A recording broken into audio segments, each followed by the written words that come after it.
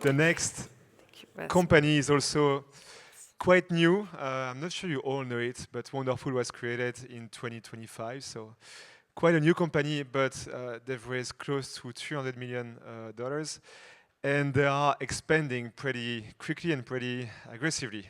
I know that because every week I receive 1 or 2 LinkedIn messages from their agencies trying to poach me to become one of their CTO. Obviously, I said no. I've asked them to to stop harassing me. And then at some point, I was like, I should invite them. So that's how we got in touch, actually. They're still looking for a CTO to manage Belgium. So if you are looking for a job, please talk to Sako and welcome on stage. Sako will do the second demo of the day. It's going to be also amazing. Welcome, Sako. Thanks so much. Thank you.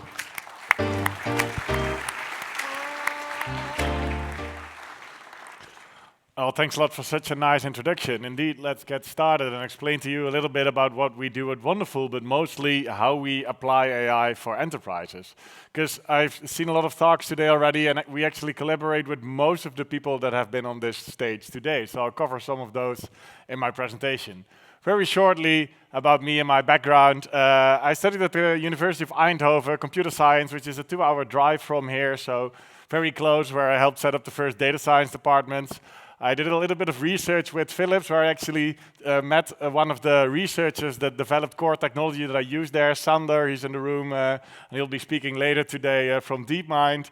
WaveNet, very cool technology back in those days. I had my own startup, was CTO at a consulting firm, but most importantly, right now, I'm the CTO of Wonderful, the Netherlands, which is also the EMEA headquarters. And indeed, we have an open position for a CTO for my Belgian companion. So if you're interested, please come to me. But besides that, I'm just your typical computer nerd. My hobbies are playing with Raspberry Pis, Demotica, collecting useless information from my house, like the temperature, humidity, and air quality that I never use for anything, but I do have to debug when it breaks. So yeah, this is fun stuff that I keep my spare time busy with. But that's enough about me. A little bit about Wonderful. Most of the companies here didn't have to introduce their company. I think I do. And that's because we've only been in the running for 17 months. So that's quite short. We do have a 300 million, not 200 million raised, close to indeed. We are active in 36 countries as of today. We have 90 enterprise clients live at this moment, 600 team members worldwide, and over 300 of those are engineers, for deployed engineers and deployment strategists. So all of these 34 offices, these are not sales offices, these are all engineering offices, and I'll tell you in a bit why. This 300 million didn't fall out of the sky, sadly, but we got it from these great investors. Many of you might know them, but you definitely know the other parties that are in our cohorts with us. So that is shortly about Wonderful as a company. But what do we do? We have a platform, but also a service. So we are a weird combination of a platform and a service. So what is this service based on? All the nice technology that you have seen today. We use all the models from Anthropic, OpenAI, but also Mistral that will be here today. However, Lidio, I'm also waiting for the open or the real-time LLM that you should be building, because I really need that in our stack. So basically, we use all of the intelligence providers, but we're also multi-cloud, meaning that we can host on Azure, on Google, we can host on AWS, but we can even go on-prem and host on NeoCloud. So basically, we are an agentic orchestration platform that you can host anywhere. What makes us special then, because you can also host N8N everywhere, this is because we are an enterprise platform. And this is also what I try to convey in my message today, like how we help enterprises to deploy agentic AI into production and do it quickly. So we have things like models, integrations, data, racks, memory, all the nice things like evaluations, observability, the things that you expect from an agentic orchestration platform.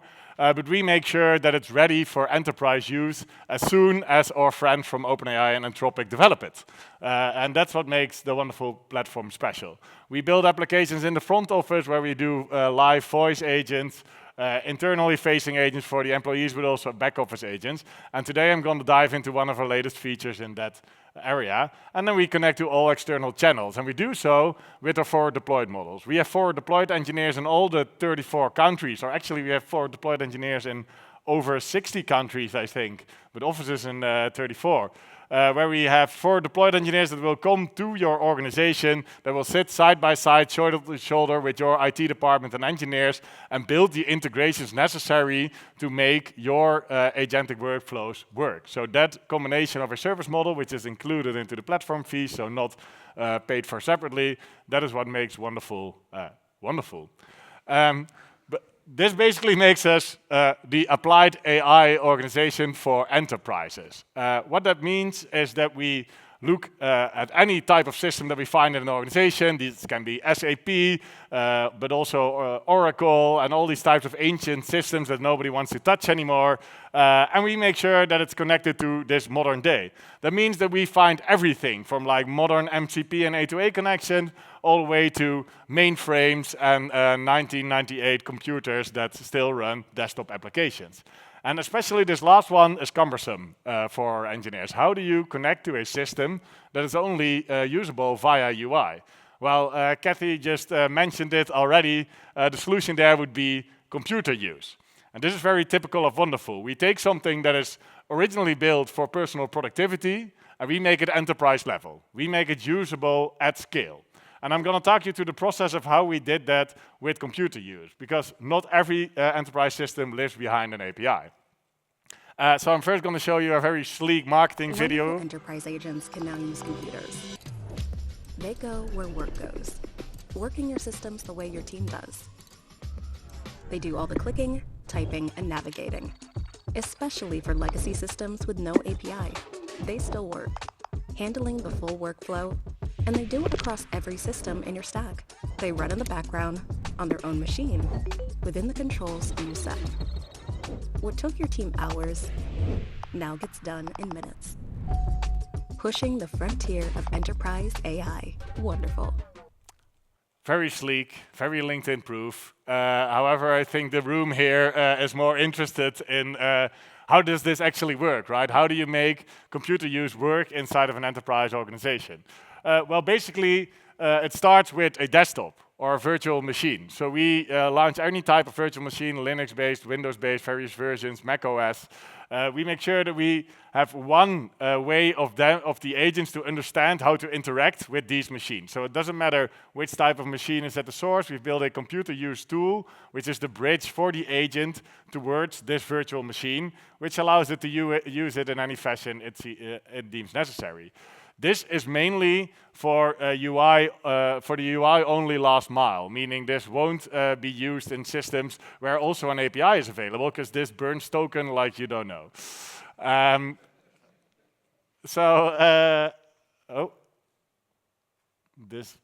think I pushed the back button. Here we go. Yes. So how does the workflow of this machine work, right? Compared to classical RPA, some of you might be familiar with UiPath. Basically, it assumes that some type of button exists inside of its workflow, and then it simulates a click. The problem here is that if something changes, the UI of the application changes, or an error pop-up from an entirely different system is now in front of your button, the complete flow breaks. The nice thing about computer use is that it actually allows you to make a screenshot, reason about what you should do, create a batch of actions, like a micro batch of small actions to go to reach the goal that you want, and then check again with a screenshot. So this is how a basic loop of a computer use case works. The way that we integrate that into Wonderful is that we have our back office agents that I mentioned before.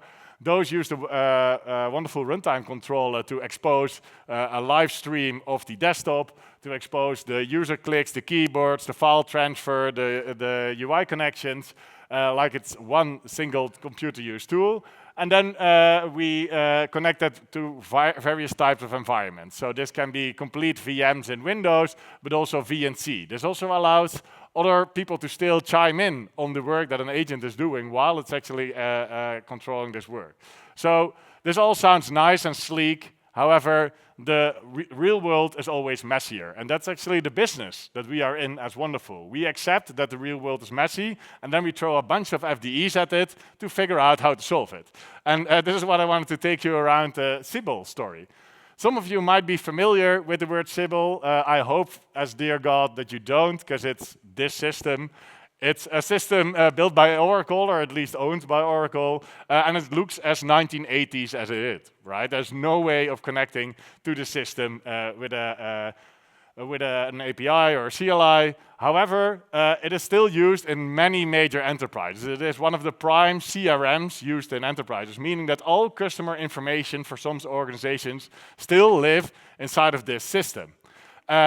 And how do they use that? They do have modern systems on top, but they still have to put information inside of the Siebel system and extract out of it. So they actually have exports of PDFs that they give to a human, and this human then starts to type it over into a Siebel system. This is a common workflow in many organizations, and the organization that I'm talking about right now, well, luckily for them, can't name, but it is a large European telco. So what they had is this system where people were typing over in Siebel and also extracting information in that way.